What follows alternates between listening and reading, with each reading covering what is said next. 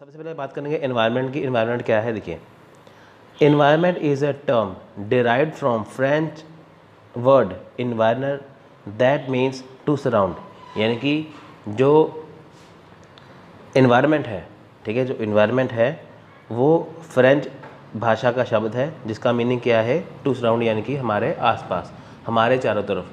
तो फ्रेंड देखिए, इन्वायरमेंट है क्या? आपके चारों तरफ या आपके आसपास का माहौल, ठीक है। जैसे आप अपने कमरे में बैठे हो, अपने घर में बैठे हो, आपके आसपास का एनवायरनमेंट कैसा है, माहौल कैसा है, यानी कि हमारे आसपास चारों तरफ, ठीक है, तो वो होता है environment. There was a time when environment just mean surroundings. It was used to describe the physical world surrounding us, including soil, rocks, water and air. देखिए फ्रेंड्स, एक समय था जब पर्यावरण का मतलब सिर्फ परिवेश था, ठीक है। यानी कि यहाँ पर लिखा ना, there was a time when environment just mean surrounding, यानी कि पहले एक टाइम था जब इसका मतलब सिर्फ परिवेश था, यानी कि जो हमारे आसपास जो भी घटना घटित या जो हमारे आसपास जो भी माहौल होता था उसे एनवायरनमेंट कहते थे। लेकिन इसका उपयोग, इसे कहाँ पे यूज़ किया जाता है? इसे यूज़ किया जाता है हमारे आसपास जो हमारे जो सराउंडिंग जो चीज़ें हैं, जो फिज़िकल वर्ल्ड है, जो हमारे जो आसपास जो भौतिक दुनिया है या फिज़िकल वर्ल्ड है, ठीक है, उसमें जो हवा है, मिट्टी है, पानी है, चट्टानें हैं, उसमें, ठीक है। यानी कि पर्यावरण शब्द का क्या मतलब है? कि हमारे आसपास की चीज़ें, ठीक है, वो है एनवायरनमेंट या पर्यावरण। और देखिए कि हम एनवायरनमेंट का इसका इस्तेमाल कहाँ पे करते हैं कि जो हमारी नेचर है उसमें जो मिट्टी है, हवा है, पानी है, चट्टानें हैं, हम उसको शामिल कर लेते हैं, ठीक है, नेचर को शामिल इसमें कर लेते हैं। देखिए, as per environment protection act 1986, environment include all the physical and biological surrounding of an organism along with their interaction.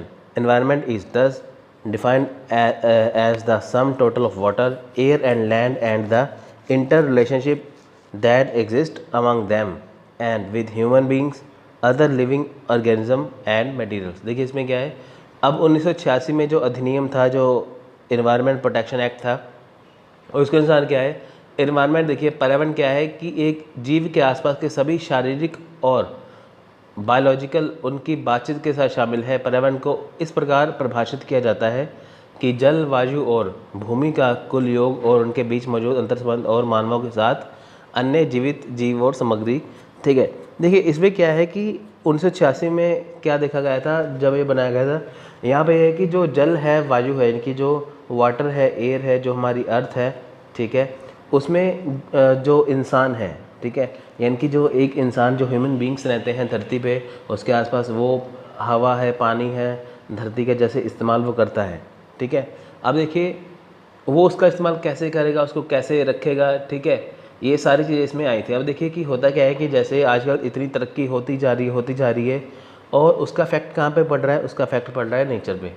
ये मानते हैं कि अगर यहाँ पे इन्वायरमेंट में कुछ कमियाँ आ रही हैं तो वो किसकी वजह से है? वो इंसान की वजह से आ रही है। अब देखिए आजकल 5G 4G का ज़माना है, आगे जाकर 5G का ज़माना होगा। जितने ही जीव बढ़ते जाएंगे उतने ही इंसान घटते जाएंगे, क्योंकि इंसान की उम्र जो है वो बहुत छोटी होती जा रही है। आजकल देखिए गर्मी कितनी ज़्यादा हो रही है, पहले इतना मौसम इतना ख़राब नहीं होता था। अब है क्या, ये सब कुछ किसकी वजह से? ये इंसान के द्वारा ये हो रहा है ना ख़राब, ये सब कुछ, ठीक है। अब इन्वायरमेंट को बचाने के लिए 1986 में एक एक्ट लगाया गया था जिसमें है कि अगर हम जैसे यहाँ पे रहते हैं, ठीक है, हमारा अंतर संबंध है, हमारा इंटरेक्शन है, हमारा इंटर रिलेशनशिप है किसके साथ? हमारा नेचर के साथ, ठीक है। अगर हम उससे कोई चीज़ ले रहे हैं तो अगर कोई चीज़ ख़राब हो रही है तो उसके लिए इंसान जिम्मेदार है, तो हमें उसको बचा के रखना चाहिए, ठीक है। यानी कि इंसान को क्या करना चाहिए कि अपने आसपास का जो इन्वायरमेंट है उसको बचाना चाहिए। According to Boring, a person environment consists of the sum of total of the stimulation which he received from his conception until his death. अब देखिए बोरिंग के अनुसार क्या कहता है कि किसी व्यक्ति के वातावरण में कुल उत्तेजना का योग होता है जिसे वह अपने मतलब कि जब जो पैदा होता है उसे मृत्यु तक प्राप्त करता है। यानी कि इसका ये कहने का ये मतलब है कि एक पर्सन जो है वो इन्वायरमेंट में कब तक रहता है? जब वो पैदा होने तक, पैदा होकर उसकी मौत ना हो जाए, यानी कि एक इंसान जन्म से लेकर मरण तक, ठीक है, पैदा होने से लेकर उसकी डेथ तक इन्वायरमेंट के अंदर ही रहता है। ठीक है friends, it can be concluded that from the above definition that environment comprises various types of phases such as physical, intellectual, economic, political, cultural, social, moral and emotional. Environment is the sum total of all external forces, influence and condition which affect the life, nature, behavior and the growth, development, maturation of living organism. देखिए, इससे यह है कि जो इसने boring ने जो definition दी, इसमें यह हम कंक्लूजन निकाल सकते हैं, निष्कर्ष निकाल सकते हैं कि जो पर्यावरण में जो विभिन्न प्रकार के, देखिए, जो काफ़ी चीज़ शामिल है, जो एनवायरनमेंट में काफ़ी चीज़ शामिल है, जैसे हमारा जो शारीरिक है, बौद्धिक है, आर्थिक है, राजनीतिक है, सांस्कृतिक है, सामाजिक है, ठीक है, हम लिखा ना पॉलिटिकल, इकोनॉमिक, सोशल, कल्चर, ये सारी चीज़ें क्या है, ये जो सारी चीज़ें हैं, ठीक है, ये किसको प्रभावित करता है, ये इन्वायरमेंट को प्रभावित करता है। आप देखिए आपके आसपास का जो माहौल है, पॉलिटिकल माहौल कैसा है ना, राजनीतिक माहौल कैसा है, सांस्कृतिक माहौल कैसा है, सामाजिक माहौल कैसा है, ये सारी चीज़ें जो है ये किसके, देखिए ये होते हैं ना, ये सारी जो चीज़ें हैं, ये जो सारी चीज़ें हैं, ठीक है, जितने भी लिविंग ऑर्गेनिज्म है, ये जो सारी चीज़ें हैं, ये हमारे वातावरण का ही, एनवायरनमेंट का ही हिस्सा है। ठीक है फ्रेंड्स, अगर देखिए जैसे लिखा है कि एक इंसान जो है अपने जन्म से लेके अपनी मौत तक, अपनी मतलब कि बर्थ से लेके डेथ तक एक इन्वायरमेंट के अंदर रहता है। तो इन्वायरमेंट में हम काफ़ी चीज़ देखने को मिलती हैं, उसमें पॉलिटिकल है, उसमें कल्चरल है, ठीक है, इसमें इकोनॉमिकल है, ये सारी चीज़ें किस में आएंगी, ये सारी चीज़ें आएंगी इन्वायरमेंट के अंदर। ठीक है फ्रेंड्स, डगलस एंड हॉलैंड ये क्या कहते हैं, the term environment is use to describe in the aggregate all the external forces, influence and condition which affect the life, nature, behavior and growth, development and maturity of living organism.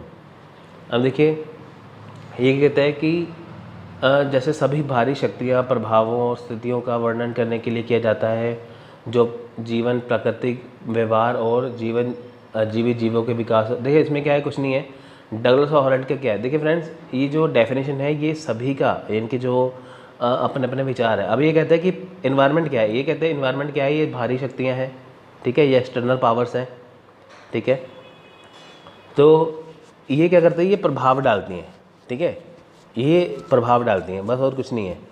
ठीक है, next है element of environment. ठीक है, element of environment क्या है, देखिए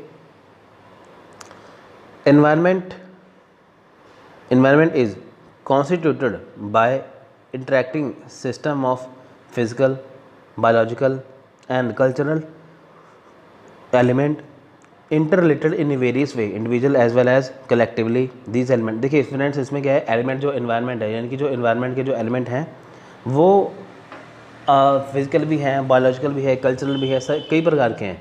तो उसको नीचे डिस्कस किए गए, आइए देखते हैं। ठीक है, यानी कि जो हमारा जो एनवायरनमेंट है, जो हमारा पर्यावरण है, उसको हम, उसके कई तत्व हैं। ठीक है, यानी कि जो एनवायरनमेंट है, हम एक चीज़ को एनवायरनमेंट नहीं कह सकते, वो कई तरह से है, वो फिजिकल भी है, बायोलॉजिकल भी है, कल्चरल भी है। तो एक एक करके सभी को जानेंगे। पहला है फिजिकल एलिमेंट। देखिए physical element are a space, land form, water bodies, climate soils, rocks and minerals.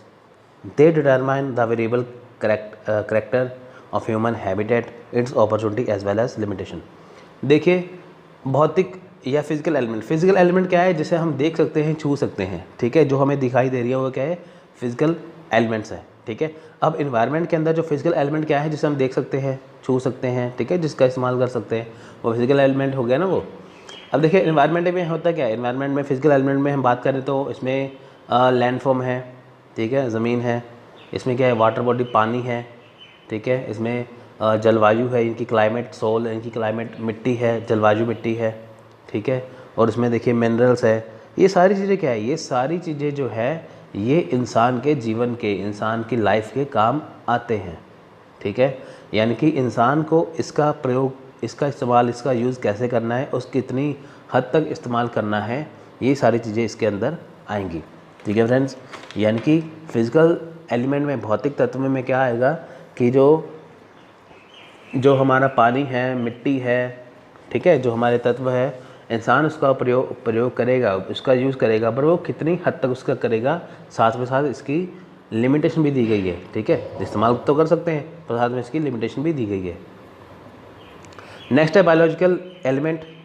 Biological element such as plants, animals, micro organism और एंड मैन कॉन्स्टिट्यूट बायोस्फीयर, ठीक है। अब देखिए इसमें क्या है, बायोलॉजिकल एलिमेंट को कहते हैं हिंदी में जैविक तत्व। देखिए अब बायोलॉजिकल एलिमेंट क्या है, जैसे प्लांट्स यानी कि पौधे, एनिमल्स यानी कि जानवर, माइक्रो ऑर्गेनिज्म यानी कि सूक्ष्म जीव, ठीक है, और मैन कॉन्स्टिट्यूट यानी कि पुरुष जीव मंडल का निर्माण करते हैं। अब देखिए बायोलॉजिकल क्या है, जो जीवन का, जो क्या किसका निर्माण करते हैं, जीव मंडल का यानी कि बायोस्फीयर का। बायोस्फीयर है क्या, जिसमें सभी इंसान, जानवर, ठीक है, यानी कि जिसमें देखिए लिथोस्फीयर है, हाइड्रोस्फीयर है, ठीक है, लिथोस्फीयर, हाइड्रोस्फीयर है, एटमॉस्फेयर है, ये तीनों को मिला के क्या बनता है, बायोस्फीयर। यानी कि पानी के अंदर रहने वाले, ज़मीन के ऊपर रहने वाले, आकाश में रहने वाले, ठीक है, ये सारे क्या है, ये तीनों के तीनों जो हैं इनको मिला के बनता है बायोस्फीयर, ठीक है। अब ये क्या है बायोस्फीयर, ठीक है, बायोस्फीयर एलिमेंट यानी कि जहाँ पे जो जीवन जो है, जो लाइफ जो है वो पॉसिबल है, ठीक है। पहली बात तो हम फिजिकल एलिमेंट में इस्तेमाल कर रहे हैं, बायोलॉजिकल एलिमेंट में क्या है इसमें क्या है, इसमें जीवन है, ठीक है। कल्चरल एलिमेंट में क्या है, इसमें cultural element such as economic, social and political elements are essentially man made feature which make cultural milieu. देखिए इसमें क्या है, देखिए सांस्कृतिक तत्व जैसे आप लगाइए कि जैसे आर्थिक है यानी कि इकोनॉमिक्स, सोशल यानी कि सामाजिक, पॉलिटिकल यानी कि राजनीतिक तत्व है, ठीक है। जो क्या है, ये मानव निर्मित है, यानी कि ये ह्यूमन बीइंग द्वारा जो बनाई गई हैं, ठीक है। अब देखिए कल्चरल एलिमेंट में हमें ये सारी चीज़ें देखने को मिलेंगी। हमें पॉलिटिकल एनवायरनमेंट देखने को मिलेगा, कहते हैं ना पॉलिटिकल एनवायरनमेंट बहुत ज़्यादा गर्मा गया है, ख़राब हो गया है। सोशल एनवायरनमेंट, आपके आसपास का माहौल कैसा है, अगर आपके पास जो लोग हैं आपके पास जो कैसे हैं, ठीक है, अच्छे हैं, बुरे कैसे हैं। इकोनॉमिक एलिमेंट क्या है, जैसे यूट्यूब पे हम पढ़ा रहे हैं, कोई भी पढ़ा रहे, फ्री में कोचिंग दे रहे हैं, ठीक है, वो इकोनॉमिक एलिमेंट हो गया कि यानी कि अच्छा हो गया, ठीक है, यानी कि जिनको पढ़ना वो फ्री में पढ़ सकता है। तो क्या है, ये एक इकोनॉमिक एलिमेंट हो गया जिससे बाकी को सीखने को मिलेगा, ठीक है। तो है कुछ नहीं है। फिजिकल एलिमेंट में हम क्या देख रहे थे, फिजिकल एलिमेंट में हम जैसे वाटर बॉडीज, क्लाइमेट वगैरह देख रहे थे कि इंसान इस चीज़ों का कैसे इस्तेमाल करेगा, हवा पानी का कितनी हद तक करेगा। बायोलॉजिकल में हमने देखा कि प्लांट्स, एनिमल, ये सारी चीज़ें आते हैं। कल्चरल एलिमेंट में सोशल, पॉलिटिकल एलिमेंट्स ये सारे आ जाते हैं, ठीक है, जो इंसान की लाइफ से ही संबंधित है।